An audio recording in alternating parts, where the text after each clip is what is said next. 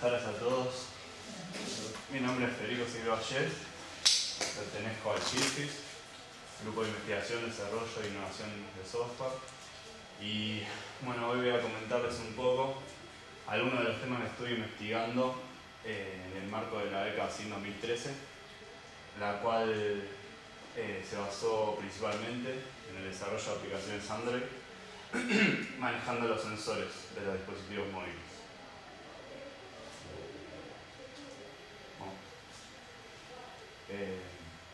Bueno, el primer paso cuando uno empieza a desarrollar aplicaciones Android es preparar el entorno de desarrollo.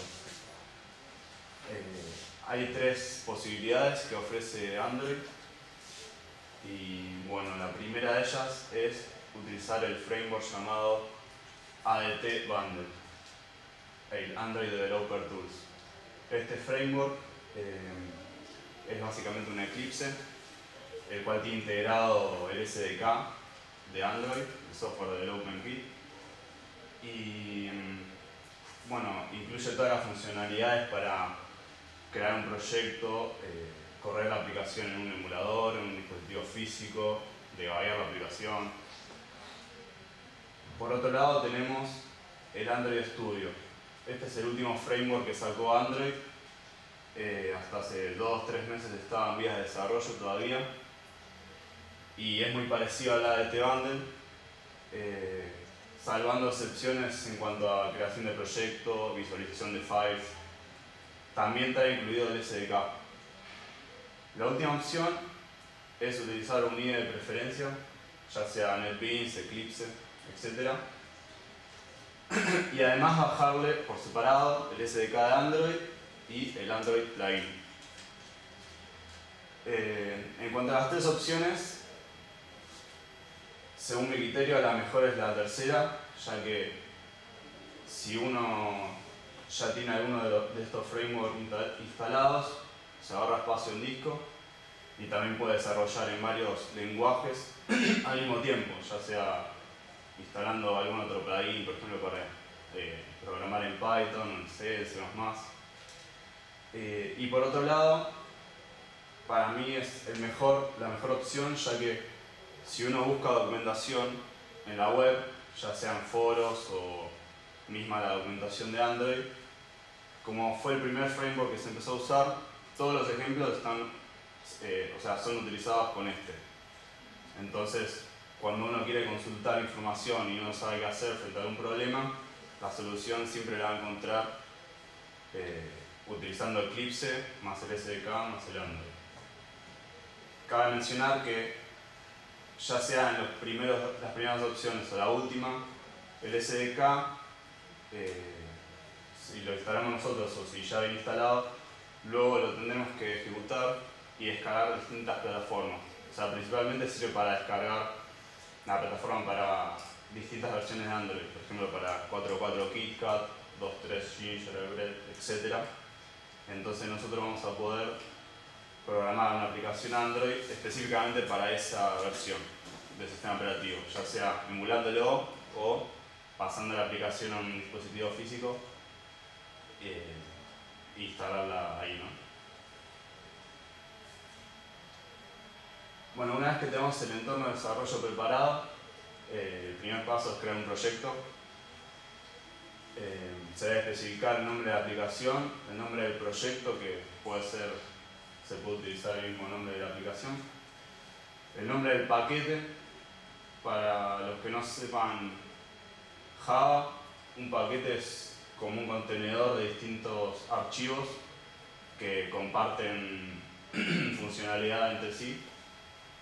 Y bueno, el package se debe especificar utilizando namespaces. Esto es para evitar colisiones, ya que si se usan librerías externas de las que provee Android, se pueden producir colisiones si uno define un nombre que ya está definido en estas librerías. También se debe especificar la versión mínima del SDK. Esto tiene que ver con la versión mínima del sistema operativo Android que va a poder correr la aplicación. Es decir, si creamos la aplicación para que la versión mínima sea 2.2 y un usuario intenta instalarla y tiene una versión inferior, no va a poder instalarla, va a saltar un error.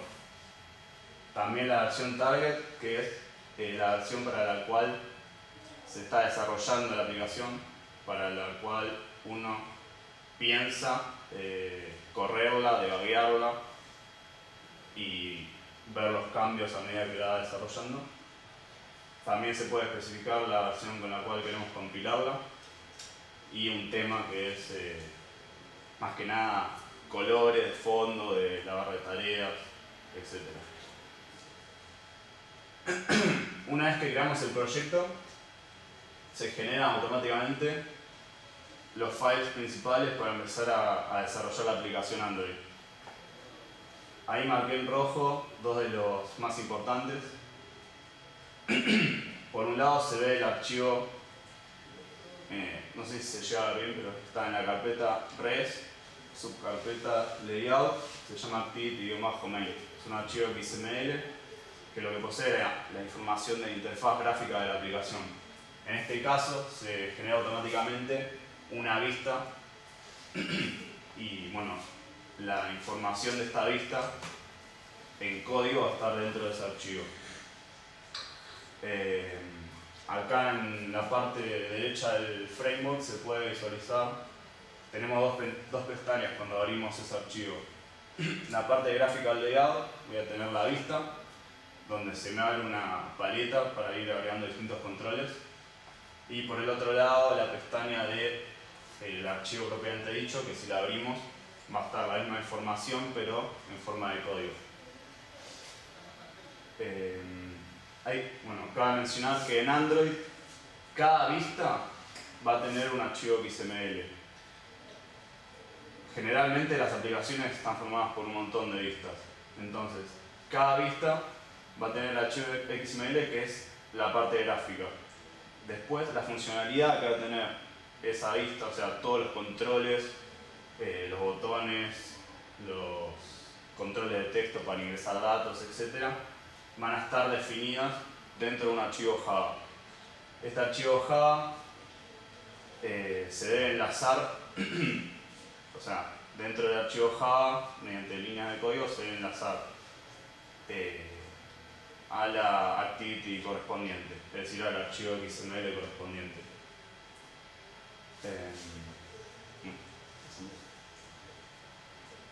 Como dije antes, las aplicaciones Android pueden estar formadas por una o por varias activities, son las vistas. En el caso anterior, como se creó el proyecto por primera vez, se genera una sola vista y un solo archivo Java que va a tener la funcionalidad de esa vista. Es importante conocer algunos de los métodos principales que permiten manejar acciones dentro del ciclo de vida de una vista o activity.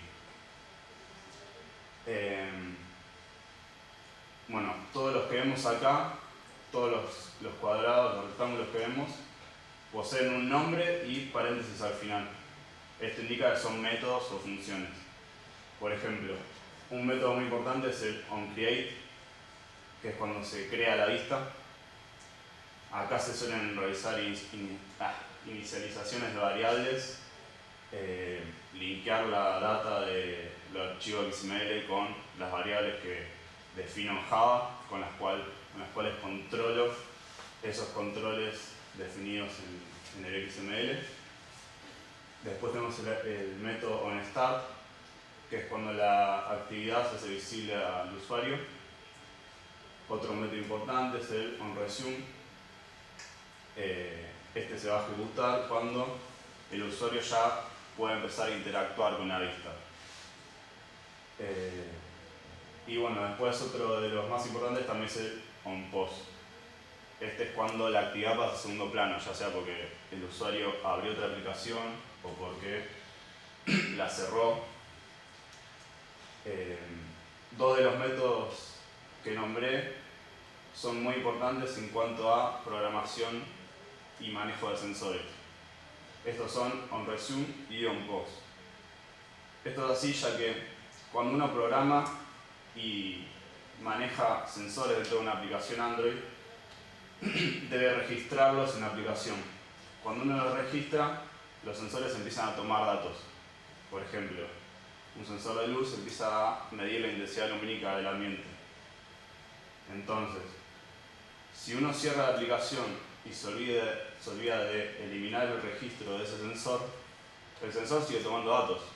Entonces la batería empieza a consumir recursos y se pueden producir grandes fugas. Por eso en el on-pause, que es cuando pasa a segundo plano o se cierra, se debe eliminar el registro de esos sensores.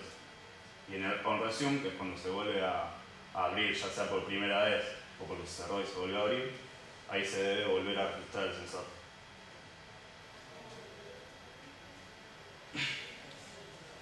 Bueno, otro archivo muy importante, aparte de, además de los Java y los XML, es el Android Manifest. Dentro de este archivo se debe especificar el package, que como dije antes es el que va a contener clases afines que comparten funcionalidad. También dentro de este archivo se debe declarar la versión mínima del SDK y la target. Otra propiedad que se puede declarar en este archivo es la versión máxima del SDK.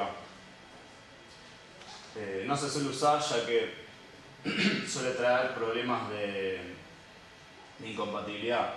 Si el usuario recibe una actualización del sistema y se definió una versión máxima del SDK, la aplicación puede quedar inutilizable. Los dos más importantes son la versión mínima y la target. También dentro del manifest se deben definir permisos de la aplicación, ya sea acceso al hardware, sensores. Se debe especificar si la aplicación va a tener un permiso para escribir archivos dentro del sistema operativo, para leer datos de otra aplicación, etc. Por otro lado, se deben describir los componentes de la aplicación, es decir, si tiene una activity, tiene que estar definida en el Android Manifest, tiene dos activities, las dos tienen que estar definidas. Esto suele traer problemas cuando uno hace aplicaciones con varias pistas, ya que si nos olvidamos de definir una activity, ya la aplicación se rompe y no va a andar. Bueno, por otro lado se deben nombrar las librerías a las cuales la aplicación puede estar linkeada. Un ejemplo podría ser, en el caso de querer usar los servicios que provee Google Maps, hay una librería especial que se denomina Google Play Services, y para poder utilizar esas funcionalidades, que es situar puntos en el mapa, obtener latitud y longitud dentro del mapa, se debe linkear la librería dentro de este archivo. Bueno, el archivo manifest, un ejemplo puede ser el que se ve a continuación.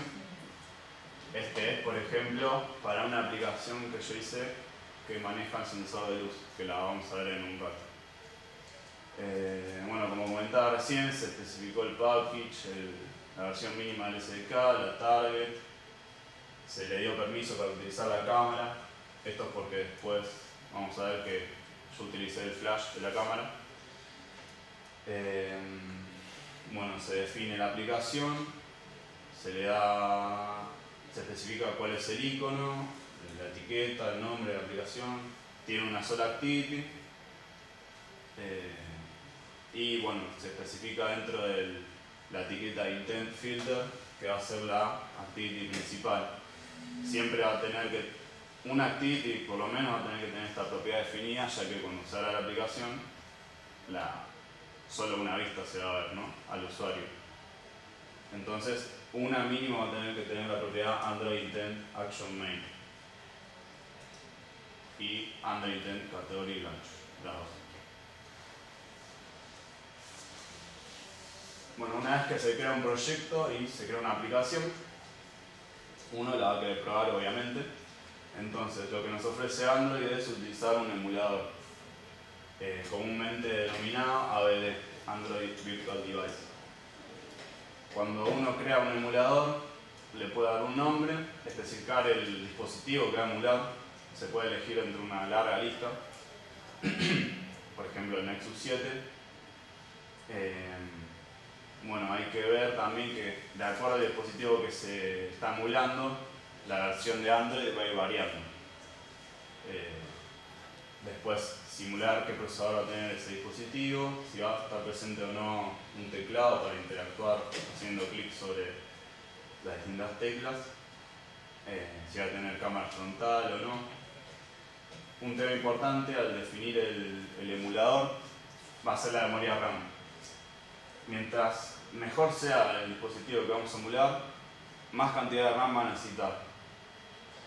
Esto es importante porque se nos puede llegar a tildar bastante el emulador si la PC en donde se está corriendo no tiene una cantidad de memoria importante. Por lo tanto, otro paso importante al definir un emulador es tildar la opción Use Host GPU.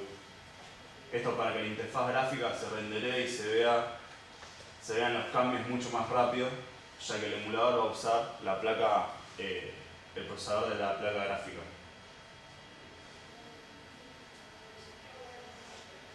Como estaba nombrando recién, ahí en la parte izquierda se ve un emulador Android que está emulando la aplicación que se creó en pasos anteriores. Y en la parte de la derecha se ve la aplicación corriendo en un dispositivo físico real. Para correrla en un dispositivo físico hay varias opciones. Cuando uno compila la aplicación, automáticamente se va a generar, si está todo bien, si no hubo errores, un archivo APK. Este archivo lo podemos mandar por mail, o por USB, o por el medio que se desee, al dispositivo físico. Este va a ser un ejecutable como un .exe en Windows y con este instalaremos la aplicación. No es necesario pasar toda la cantidad de archivos que tiene el proyecto, sino solo eso. Después, si uno quiere debuguear la aplicación, quiere ir viendo en tiempo real qué pasa si presiono un botón, qué pasa si hago un pasaje de una actividad a otra, etc., se debe activar el modo de depuración en el USB, por USB en el dispositivo. También se deben bajar los drivers correspondientes. Bueno, para activar el modo de depuración, en versiones inferiores a 4.2 de Android, se accede fácilmente desde configuraciones del celular.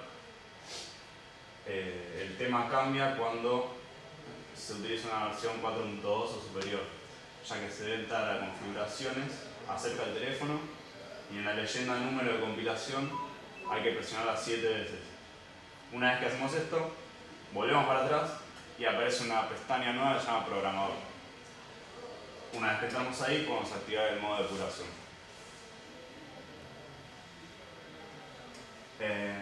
Bueno, como dije antes, cuando estamos en el archivo XML, cuando lo abrimos, por un lado vemos cómo es la parte gráfica, cómo es la vista, y por el otro se nos abre una paleta para utilizar distintos controles que provee Android por defecto, ¿no?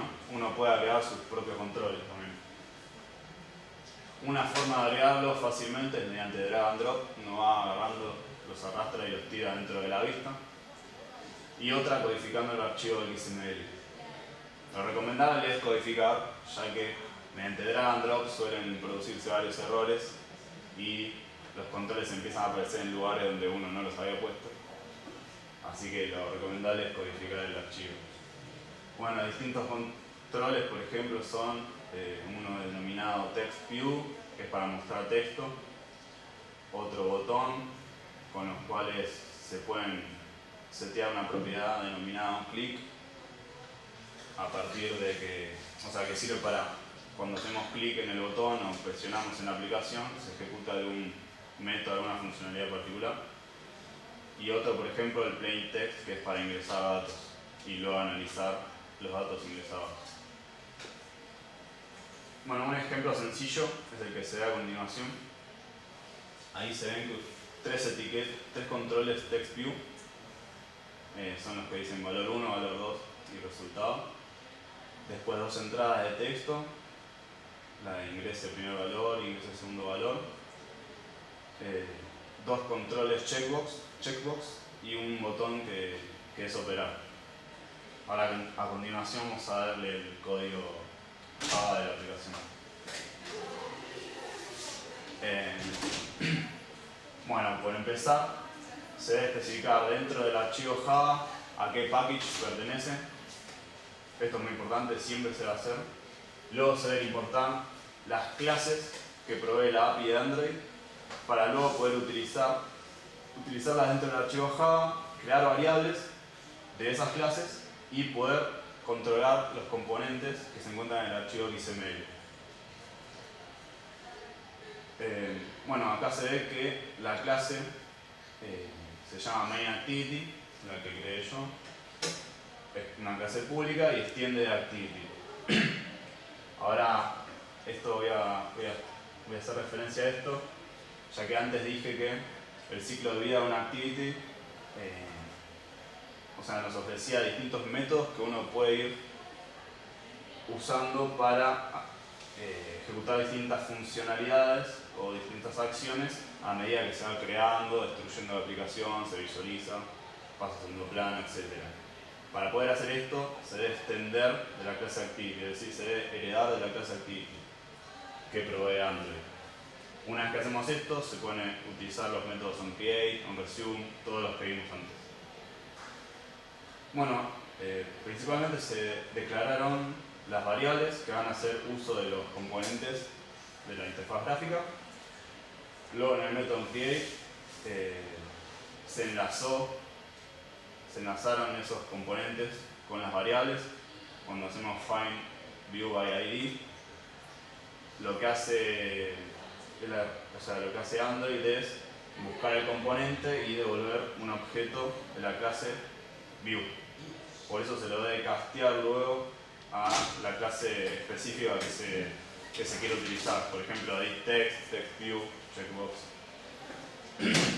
También se lo debe buscar por ID al componente. Uno dentro del archivo XML puede definir el ID y el nombre del ID para cada componente. Con la línea super onCreate lo que hace es básicamente llamar a la clase padre para que se ejecuten las líneas de código que ofrece Android, la API de Android. Esta línea se debe utilizar. Y bueno, con setContentView lo que hacemos es enlazar la actividad, es decir, el archivo XML correspondiente a este archivo Java, para luego poder utilizar todas las variables y los componentes, ¿no?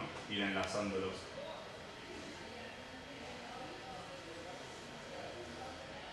Bueno, como dije antes, se puede setear la propiedad de un clic de los botones para ejecutar distintas funciones. Esto se hace en el archivo XML. En el caso de esta aplicación de ejemplo, yo seteé la propiedad de un clic del botón y le puse el nombre operar. Esto es case sensitive, si no se respetan las mayúsculas y minúsculas, el método nunca se va a ejecutar. En este caso lo que hace el método operar es agarrar el valor escrito dentro de los componentes edit test, que eran los que tenían el valor 1 y valor 2, los convierte en a string, ya que el getText, que es un método propio de la clase editText, lo que hace es devolver un objeto editable. Entonces uno lo debe pasar a string. Luego, para convertirlos en números, se utiliza la propiedad parseInt.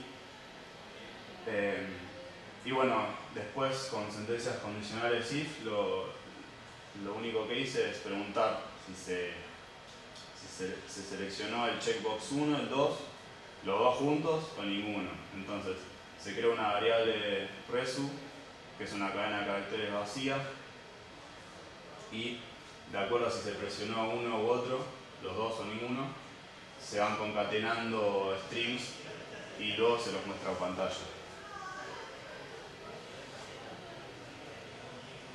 En cuanto a los sensores y el hardware de un dispositivo móvil, los dispositivos móviles los más actuales, ¿no? los de última generación, generalmente poseen todos estos sensores y hardware. Por un lado tenemos el sensor de proximidad, lo que hace es detectar objetos cercanos al dispositivo móvil. Se utiliza principalmente para apagar la pantalla del dispositivo cuando se está hablando por teléfono. El acelerómetro, que mide aceleraciones en los tres ejes cartesianos. La aplicación básica de este sensor es para pasar de modo retrato a modo paisaje cuando se gira el celular. El GPS que permite detectar la posición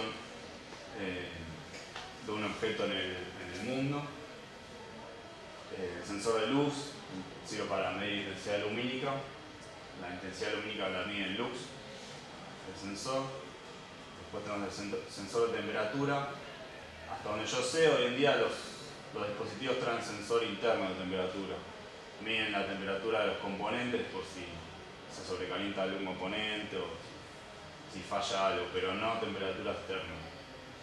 Después suelen traer algunos dispositivos sensores de presión. La principal aplicación es para obtener la altura a nivel del mar, ya que mediante una fórmula que relaciona estas dos variables se puede obtener la altura, la altitud. También está la cámara, mucho parecido no hay, que es para sacar fotos, grabar videos, o bien, como yo voy a mostrarles en un rato, se puede acceder directamente al flash de la cámara sin sacar ninguna foto ni grabar ningún video. Después tenemos el sensor de campo magnético, que lo que hace es medir la dirección y la intensidad del campo magnético que rodea el dispositivo. Generalmente lo que mide es el campo de la Tierra, ¿no? A menos que haya otro campo más fuerte que el de la Tierra cerca del dispositivo. Se utiliza para generar aplicaciones que simulen brújulas, para detectar metales, etc. El micrófono. Hay una API muy interesante Android que es para convertir texto en voz. Uno puede leer texto y que el celular, que el dispositivo móvil la reproduzca, o sea, reproduzca la voz de ese texto en distintos idiomas. Y bueno, por último Bluetooth, que es un sensor que suelen tener los dispositivos y sirve para establecer comunicaciones por medio de esta tecnología. En cuanto al manejo de sensores, lo que se debe implementar para lograr esto es una interfaz denominada Sensor Event Listener.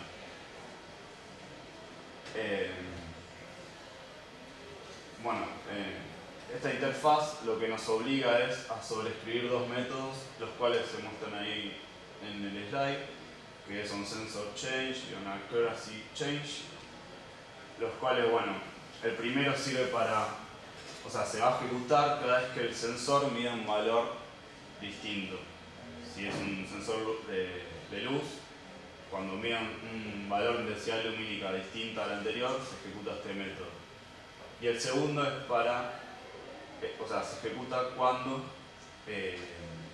se producen cambios en la precisión del sensor. El más utilizado de los métodos es el primero. El segundo no suele utilizarse con tanta frecuencia. Bueno, después se debe utilizar una clase llamada Sensor Manager, a partir de la cual, bueno, se va a instanciar un objeto que es el que nos va a permitir controlar los distintos sensores, ya sea de luz, de presión, de temperatura. Para esto se debe utilizar esa línea que se ve ahí, esa línea de código, ¿no? Y bueno, por último, la clase Sensor se debe usar que una vez que tenemos el objeto de la clase Sensor Manager, a partir del método getDefaultSensor, se especifica, o sea, se le debe pasar como parámetro qué sensor se va a manejar. Esta clase, la Sensor, va a tener como atributos todos los sensores que se pueden llegar a controlar en la aplicación. Bueno, como decía recién, la clase Sensor va a tener distintos atributos. Por ejemplo, el atributo para controlar el sensor del acelerómetro, el sensor de gravedad, el giróscopo, el sensor de luz. Esta tabla es a modo informativo nada más. Muestra los distintos atributos, una descripción breve de cada uno y las aplicaciones comunes, ¿no? Que son más o menos lo que estuve comentando antes. Bueno, el último ejemplo que les voy a mostrar de una aplicación va a ser manejar el sensor de luz y el flash de la cámara. La interfaz es la que se muestra ahí, es sencilla, solo tiene un control tipo TextView que va a ir indicando el sensor de luz, o sea, la intensidad lumínica que va midiendo el sensor. Y bueno, lo que se muestra en la parte derecha es el archivo Java que maneja esa activity, esa vista. Se definió el package de la aplicación, se importaban todas las clases que se van a usar. Y como dije antes, acá se ve que se creó una clase llamada SensorActivity, extiende la activity para ir utilizando los distintos métodos del ciclo de vida de una actividad y va a utilizar la interfaz SensorEventListen. Esto se hace a partir de la palabra reservada implements. Bueno, se declaran las distintas variables que se van a utilizar, una para el sensor manager, otra para el controlador del sensor de luz, otra para el control de tipo TextView, otra para la cámara y otra para los parámetros que le voy a pasar a la cámara. Como dije antes, cuando estaba hablando de los métodos que provee la API de Android en cuanto al ciclo de vida de una activity, yo dije que si no se registraba y luego se eliminaba el registro de un sensor, los recursos de la batería se podían jugar rápidamente. Entonces acá se ve que tanto el método onPause como en el onResume se elimina el registro y se registra el sensor. Bueno, en el onCreate se suelen realizar las inicializaciones. En este caso se enlaza el archivo XML con un archivo Java, se obtiene el sensor manager, el objeto para controlar los distintos sensores, se obtiene un controlador del sensor de luz, que le puse de nombre light a la variable, también una variable para controlar el control tipo TextView, se le setió la cadena string 0lux para que ni bien se ejecuta la aplicación, el valor de intensidad sea 0, el que muestra en pantalla. Y bueno, por otro lado, se abre la cámara, es decir, se obtiene un objeto para manejar la cámara y se crea un objeto para pasarle parámetros a la cámara, que es el que dice ahí P, cámara, con el objeto getParameter. Bueno, cada vez que el sensor de luz mida una intensidad lumínica distinta, se ejecuta el método onSensorChange. Este recibe un objeto de la clase SensorEvent, el cual tiene como nombre la variable esa, el objeto event. Eso por defecto, uno puede cambiar el nombre si quiere, no hay problema. Entonces, una vez que estamos dentro de este método, preguntamos si el tipo de evento, o sea, si este método se ejecutó debido a una medición del sensor de luz, con la primera sentencia esa que se da ahí, que es, preguntamos si el tipo del evento es igual al del sensor de luz. Si sucede esto, se ejecuta un método llamado getLightValues, donde voy a analizar y obtener el valor de intensidad lumínica. Entonces, a partir de la creación de una variable tipo float llamada values, obtengo el atributo values del objeto events. Esto es un array, en la posición 0 lo que trae el objeto este va a ser el valor en lux medido por el sensor. Una vez que obtuve el valor, lo voy a pasar como parámetro a dos funciones más, ¿no? Uno para mostrar el valor en pantalla y otro para analizar el valor, y de acuerdo al valor que haya medido voy a encender o no el flash. Bueno, en el caso de la función que analiza el valor, yo seteé por un umbral que fue medio arbitrario, fui probando, ¿no? Hasta que dije este valor me gusta, y puse como umbral 20.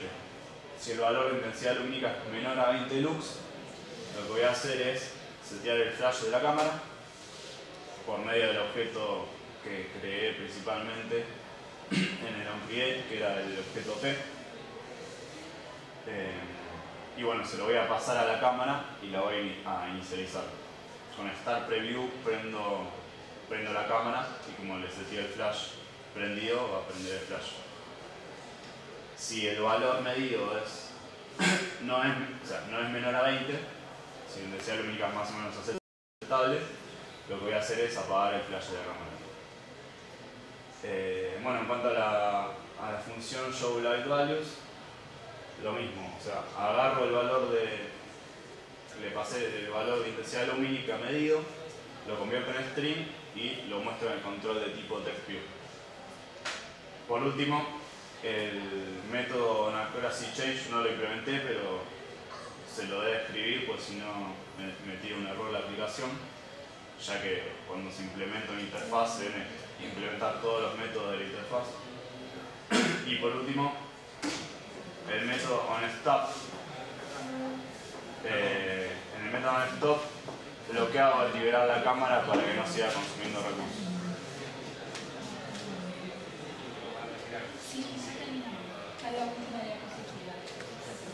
Bueno, espero que les haya gustado.